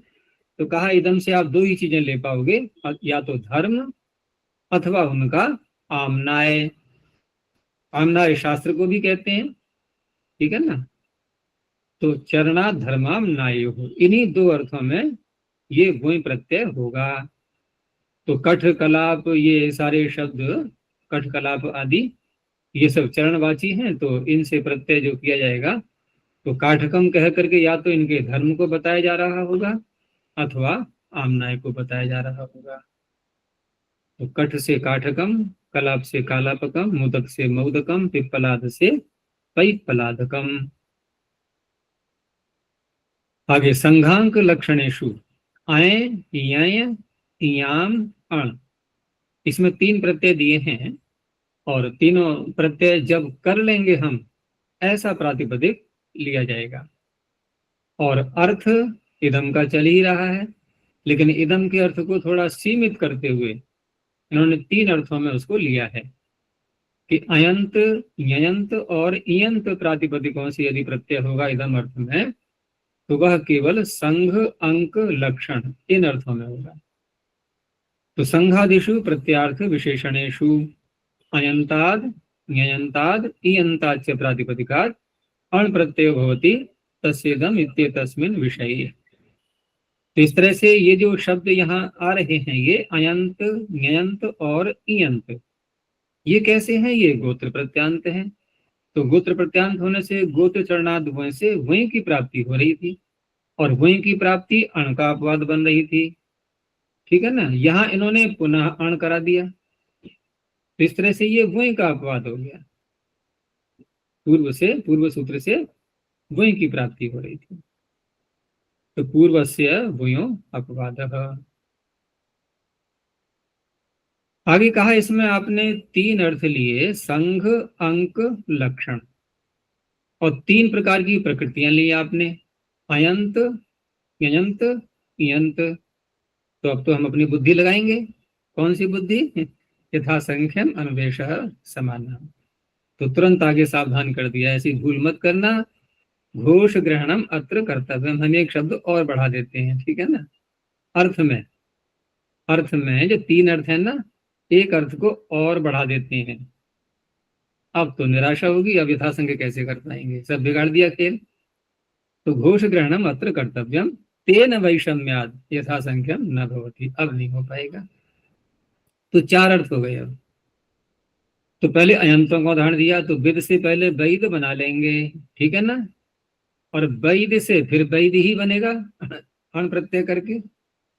अब अर्थ बदल जाएगा, यानी वैदस्य इदम संघः अथवा इदम अंकः अथवा इदम लक्षणम अथवा इदम घोषः। तो ये सब कहलाएंगे वैदः संघः, वैदोंकः, वैदम लक्षणम, वैदो घोषः। ऐसे ही आगे यंतों में पहले बना लेंगे गार्ग्य, उसके बाद फिर अण प्रत्यय करेंगे, और गार्ग्य से अण प्रत्यय करके बाद में यकार का तो लोग हो ही जाना है। तो गार्गः संघः, गार्गोंकः, गार्गम लक्षणम, गार्गो घोषः, ये बन जाएंगे। आगे इयंत दाक्षी बना लेंगे पहले, और दाक्षेरिदम संघ आदि, तो दाक्षः संघः, दाक्षोंकः, दाक्षम लक्षणम, दाक्षो घोषः। तो इन्होंने कहा कि आपने सूत्र में जो अर्थ संख्याएं दी हैं, इसमें अंक और लक्षण, इनमें क्या अर्थ है? क्योंकि अंक शब्द किससे बनता है, कौन सी धातु से? अकी अकी अकी लक्षण ही तो है। और लक्षण आप अलग से भी ले रहे हैं। अरे अंक स्वयं ही तो लक्षणवाची है, तो अंक लक्षण यो को विशेष। अब कुछ तो भेद दिखाना पड़ेगा जब सूत्रकार ने कहा है तो कहा देखो ऐसा है कि लक्षणम लक्ष्यस्यैव चिन्ह भूतम। लक्षण क्या होता है कि लक्ष्य में कोई चिन्ह होता है, कोई लगा दिया, ठीक है ना। देखा होगा कि पशुओं में भी कभी कभी चिन्ह लगा देते हैं ना। अब तो वो अ, कुत्तों में भी देखो वो पट्टा लगा देते हैं गर्दन में, और पशुओं में कभी दाग लगा देते हैं। अब दाग की प्रथा इतनी नहीं चलती है, उसको अच्छा नहीं माना जाता है, क्योंकि गर्म करके लगाना होता था ना दाग, पहले वो लगा देते थे पशुओं में, विशेष करके सांडों में लगा देते थे। तो ऐसे ही जो चिन्ह लग जाते हैं या कोई भी अन्य कोई प्रतीक लगा दिया उसमें, तो वो कहलाता है लक्षण। लक्षणम लक्ष्यस्यैव चिन्ह भूतम स्वम। और इसमें नहीं, ये अंक का अर्थ होगा। हाँ, तो लक्षण का अर्थ कर रहे हैं ये लक्षण में अंक में भेद दिखाने के लिए, कि लक्षण में हम कहेंगे कि लक्ष्यते अनेनेति लक्षणम, जिससे कुछ पता लगे, हमें कुछ सूचना मिलती है यहाँ पर। लेकिन यहाँ सामान्य अर्थ न लेते हुए, क्योंकि अंक भी तो आ रहा है साथ में, तो सामान्य अर्थ न लेते हुए लक्ष्य जो है, जिस अर्थ को हमें कहना है, उसका चिन्ह कोई वस्तु, जैसे स्वम, स्वम शब्द से कहा इन्होंने, उसका अपना कुछ, उसका अपना जो कुछ है वो, जैसे यथा विद्या विदाना, जैसे विद लोगों की यहाँ पर विद्या, तो विद्या क्या है, उनका अपना स्व।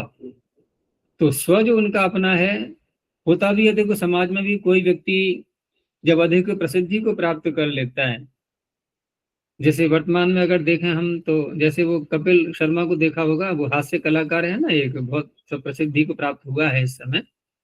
तो वह प्रसिद्धि क्यों प्राप्त किए हुए है, कौन सा कारण है उसका, कौन सी कला है, हंसाना दूसरों के लिए, ठीक है ना। तो इस तरह से हास्य उसका क्या हो गया, अपना विषय बन गया वो, तो उसी के नाम से जुड़ गया।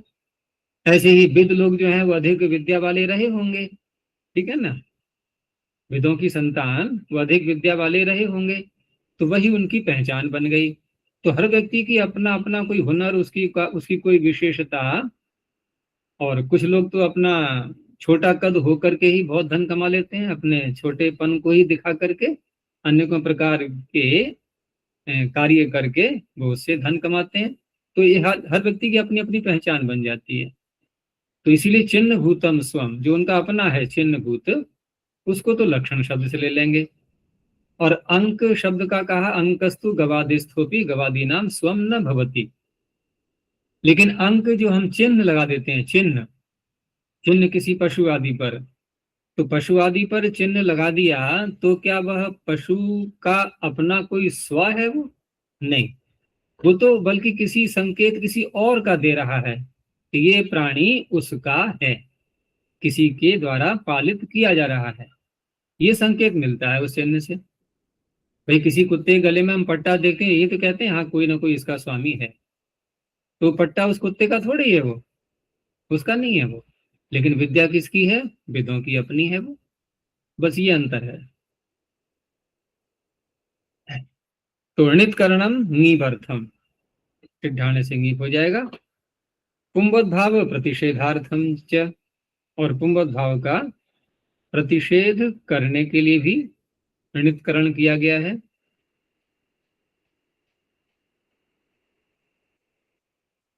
अच्छा, उसमें जहाँ पुंबोध भाव का प्रतिषेध किया गया ना पूर्व पदों में, पुंबोध भाव का प्रतिषेध कहाँ से प्रारंभ होता है, न कोपधाया,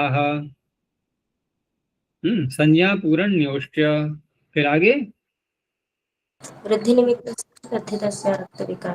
हाँ यही है सूत्र, क्योंकि वृद्धि का निमित्त लगा दिया ना अब, तो पुंबोध भाव नहीं होता है।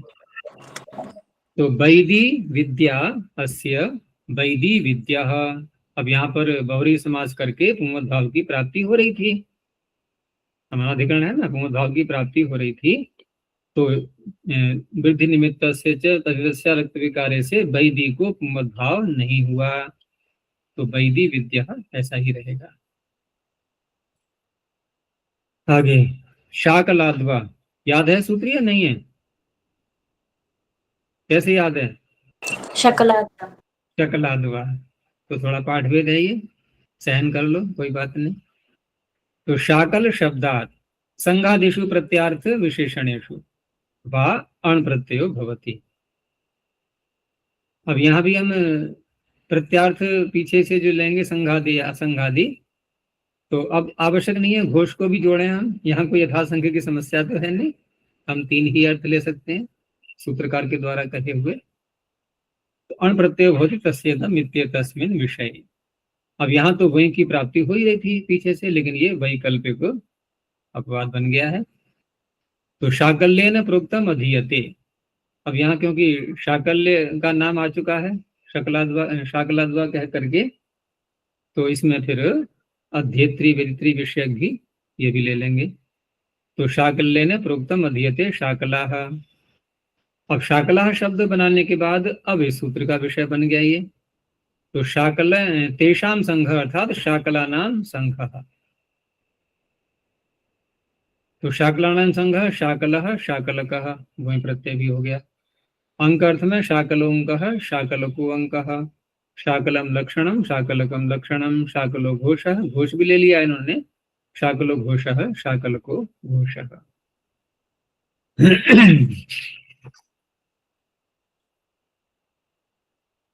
आगे छंदो गौक्तिक याज्ञिक बहुवृच नटाई यहाँ संघादयो निवृत्ता, ठीक है ना। अब ये सामान्य रूप से विधान है, सामान्य न विधानम, संघादि अर्थ यहाँ नहीं लेने हैं।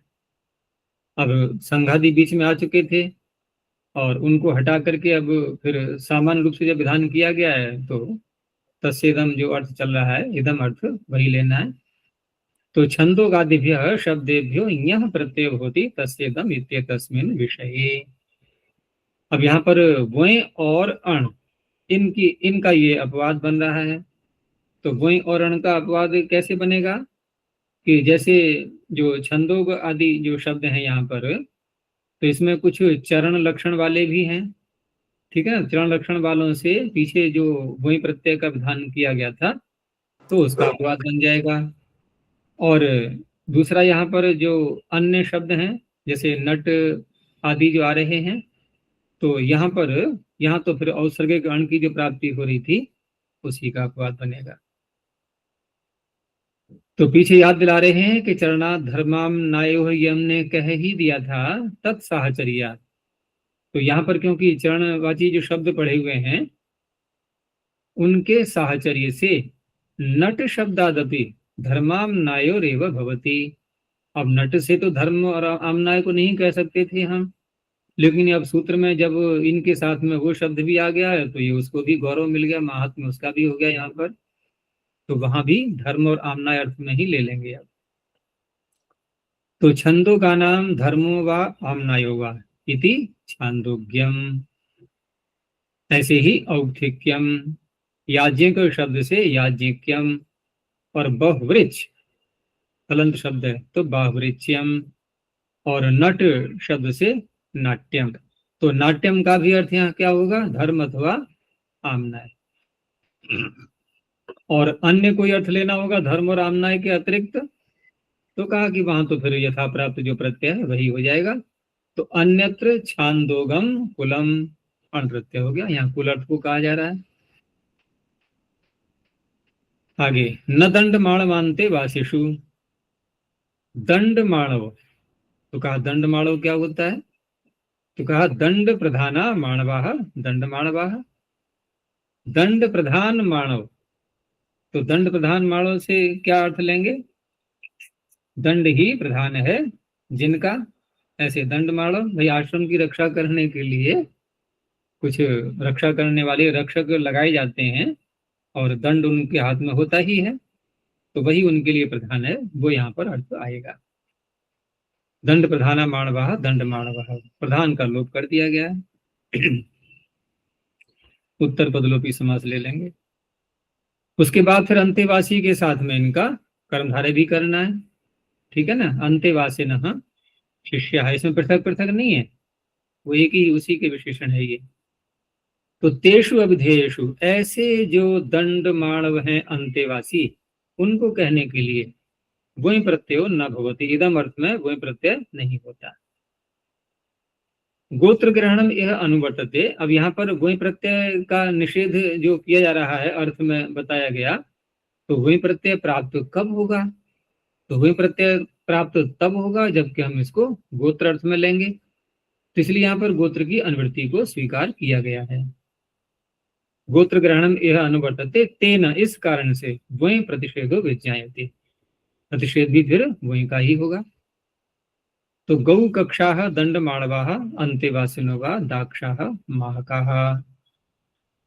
तो यहाँ पर दक्ष, दक्ष से दाक्षा और महक से महका ये बनेंगे। और ये कहा किनको जा रहा है? कहा किनको जा रहा है? जो दंड माणव अंतेवासी हैं उनके लिए ये अभिधेय बनेंगे उसके। तो यहाँ पर शब्द वास्तव में क्या है? ये गौ कक्षा में क्या शब्द है? ये गौ कक्षा में गो, गो कक्ष्य, गो कक्ष में, गो कक्ष में जो या है ना, उसका फिर आपत्यस्य च तद्धिते नाति से बाद में उसका लोप हो जाएगा, तो रह गया गौ कक्षा। तो अण प्रत्यय कर लेंगे क्योंकि वही का तो इसने निषेध कर ही दिया है। और दाक्षी से बन जाएगा दाक्षा, और माह की, ये दोनों ई प्रत्यांत है ना, तो यहाँ ई से पहले अण हुआ था, तभी तो गोत्र प्रत्यांत मानेंगे हम। दक्ष से बनाएंगे पहले दाक्षी और महक से बनाएंगे माहकी। और उस अवस्था में बाद में जब अण प्रत्यय करेंगे तो अण का वो यस्य पीछे लगा करके दाक्षा महका ये बनेगा। तो ये भी दंड माणव ही हुए। आगे है रैवती कादिभ्य शः। रैवती कादिभ्य शः प्रत्यय भवति तस्येदम इत्येतस्मिन् विषये। ये भी गोत्र प्रत्यांत लिए गए हैं। तो गोत्र प्रत्यांता एते, तो फिर यहाँ पर वही की प्राप्ति हो रही थी। ततः पूर्वेण वही प्राप्ते छ विधानार्थम वचनम। तो रैवतिकीयः, रैवतिक शब्द से रैवतिकीयः, और स्वापिश, स्वापिश शब्द से स्वापिशीयः, स्वापिशीय इकारांत स्वापिशीयः। इस तरह से वो इदम अर्थ कुछ भी हो सकता है यहाँ। आगे कौपिंजल हास्ति पदादन। अब ये सूत्र बड़े हुए दिख रहे हैं नहीं, दोनों आगे का भी ऐसा ही है, ये मूल पुस्तक में नहीं है। तो कौपिंजल हास्ति पद शब्दाभ्याम अण प्रत्यय भवति तस्येदम इत्येतस्मिन् विषये। गोत्र वयोपवादः। तो यहाँ भी गोत्रवाची मानते हुए वही की प्राप्ति है, उसका अपवाद मानेंगे क्योंकि उसका अधिकार ये लगातार ले आ रहे हैं, गोत्राधिकारा। तो कौपिंजल का इदम, कौपिंजल से इदम कौपिंजल, और हास्ति पदस्य इदम हास्ति पदः ये बनेंगे। एक और शब्द ले लिया आथर्वणिकस्य इक लोपश्च। आथर्वणिक शब्द है साथ में, तो अण प्रत्यय के साथ साथ आथर्वणिक में जो इक वाला भाग है इसका लोप भी करना है। तो अण इत्येव आथर्वणिक शब्दात् अण प्रत्यय होती तत्संयोगेन च इक लोपः तस्येदम इत्येतस्मिन् विषये। अब ये चरणवाची माना गया इसको आथर्वणिक, क्योंकि अथर्वण शब्द आ रहा है ना, तो चरणवाची होने से वही की प्राप्ति है, और उसका यहाँ पर ये अपवाद बनेगा अण प्रत्यय करके। तो आथर्वणिकस्य अयम आथर्वणो धर्म आमनाय होगा, क्योंकि चरणा धर्मामनायो लगाएंगे अब यहाँ पर, तो धर्म और आमनाय अर्थ में ही होगा, चरणा धर्मामनायो हो। तो ये यहाँ तक का हमने ये विषय पूरा कर लिया, और यहाँ तक का विषय करके हमने कौन सा प्रकरण पूरा कर लिया? शेष। तो इसका अर्थ है अब शेष कुछ भी नहीं है, हो गया व्याकरण पूरा, ठीक है। अब कुछ भी नहीं बचा, जो कुछ भी बचा खुचा था ना वो सारा पूरा कर लिया। चलो बस यहीं तक रखते हैं।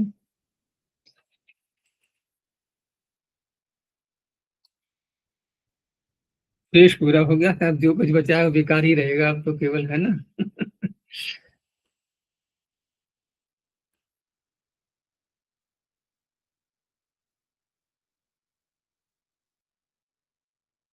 प्रणोध्वनि। ओ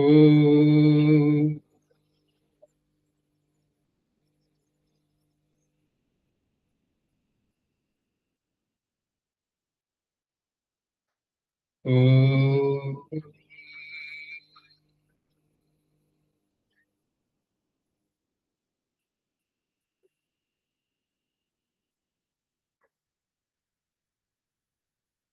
ओ